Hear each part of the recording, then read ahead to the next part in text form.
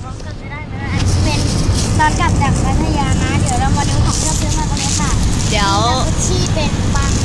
แล้วก็เท้าแมวหรือว่าเท้าหมานะคะแล้วก็เป็นคิตตี้อันนี้ที่ให้นะ อันไหนวะ แต่ที่ยังไม่ต้องรีวิวเนาะมาดูอันนี้ค่ะเดี๋ยวเราเอาออกจากถุงกันนะคะก็สโลว์นะกลิ่นก็เหมือนไม่มันแบบกลิ่น เหมือนซูชิเน่า สโลว์แต่ถ้าบีบในถุงเนี่ยมันเหมือนถุงเป็นแรงกดดันนะคะสโลว์มากนะคะต่อไปมาดูเท้าแมวกันนะคะแมวก็แข็งก็นิ่มนะ แต่ว่า